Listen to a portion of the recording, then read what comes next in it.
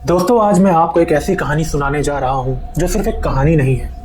ये एक real incident है जो मेरे एक रिश्तेदार के साथ हुआ था। इस कहानी में सस्पेंस है, डर है और हर वो चीज़ है जो इंसानी समझ से परे है। तो चलिए बिना वक्त को ज़ाया करे शुरू करते हैं आज की कहानी को, जिसका नाम है रात के मेहमान। दोस्तों, ये बात है 2006 की। मेरा कजिन अर्जुन एक छोटे शहर के एक पुराने मकान में रहता था। उसके पेरेंट्स काफ़ी पहले ही गुजर चुके थे और उस मकान में वो अकेला ही रहता था। मकान काफ़ी पुराना और बड़ा था और उसकी लोकेशन भी काफ़ी आइसोलेटेड थी, जो कि गांव से थोड़ा दूर एक सुनसान रोड के पास थी। दोस्तों, अर्जुन को अकेले रहना पसंद था और उसका रूटीन एकदम सिंपल था। दिन भर काम करना, शाम को घर आना और अपने रूम में टीवी देखते देखते सो जाना।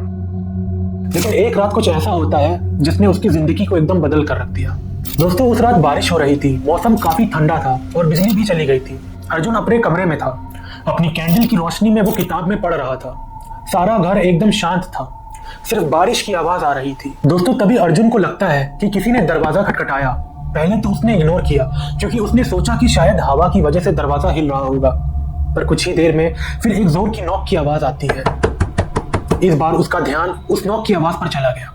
उसने अपनी किताब रखी और दरवाजे की तरफ चला गया। दोस्तों, जब अर्जुन ने दरवाजा खोला तो उसे वहां पर कोई भी दिखाई नहीं देता है। सिर्फ अंधेरा और बारिश का शोर ही था जिसने अर्जुन का ध्यान अपनी ओर आकर्षित किया था। अर्जुन ने सोचा कि शायद उसे गलत सुनाई दिया होगा और वो वापस अपने कमरे में चला गया। दोस्तों, अगली सुबह जब अर्जुन अपने घर के बाहर गया, उसने देखा कि घर के दरवाजे के पास फ्रेश फुटप्रिंट्स के निशान थे। वो फुटप्रिंट्स काफी अजीब थे, जैसे किसी इंसान के पैर हों, लेकिन वो फुटप्रिंट्स काफी ज्यादा बड़े थे। अर्जुन ने पहले सोचा कि ये शायद किसी जानवर के होंगे, पर उन फुटप्रिंट्स का पैटर्न किसी इंसान के जैसा था। दोस्तों, अर्जुन अब थोड़ा डर गया था, पर उसने फिर भी इस बात को इग्नोर कर दिया। उसने सोचा कि शायद उसके दिमाग का ये सिर्फ एक वहम है, पर उसके अंदर एक अजीब सी बेचैनी थी। दूसरी रात को अर्जुन वापस घर आता है।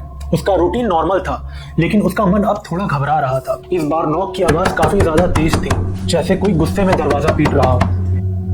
अर्जुन ने दरवाजा खोलने की हिम्मत की, लेकिन जब उसने दरवाजा खोला तो वहां उसे कोई भी दिखाई नहीं दिया। उसने अपने टॉर्च से बाहर देखा, लेकिन सिवाय अंधेरे के अर्जुन को वहां और कुछ नहीं दिखा, जिसके कारण अर्जुन को एक अजीब सी फीलिंग आ रही थी, जैसे कोई उसके आसपास है। तभी अर्जुन को एक और आवाज सुनाई देती है, जैसे कोई सीढ़ियों पर चल रहा हो। दोस्तों, अर्जुन के घर में 2 फ्लोर्स थे और वो अक्सर ग्राउंड फ्लोर पे ही रहता था। अर्जुन ने हिम्मत करके सीढ़ियों की तरफ देखा।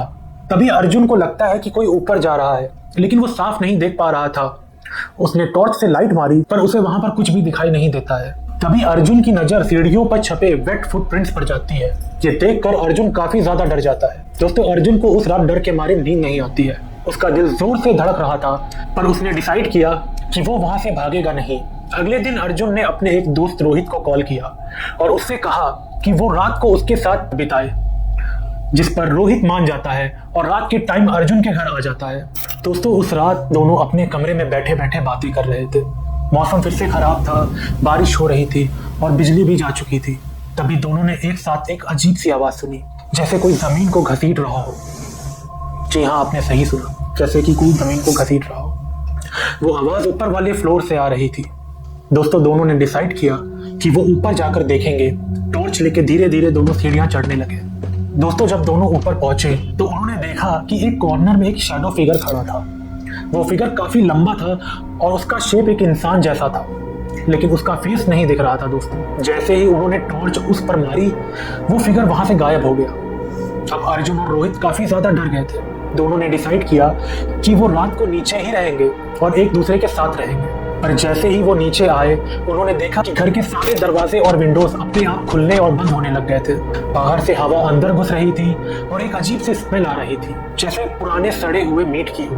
उस रात अर्जुन को अपने रूम के बाहर किसी के चलने की आवाज आई। जब उसने रूम का दरवाजा खोला तो उसने देखा कि एक शैडो फिगर उसके सामने खड़ा था। वो फिगर धीरे धीरे अर्जुन की तरफ बढ़ रहा था। अर्जुन के पैर जम गए थे। दोस्तों, उसने चिल्लाना चाहा, पर उसकी आवाज नहीं निकली। तभी रोहित ने उससे खींच लिया और दोनों सीधे घर से भाग गए।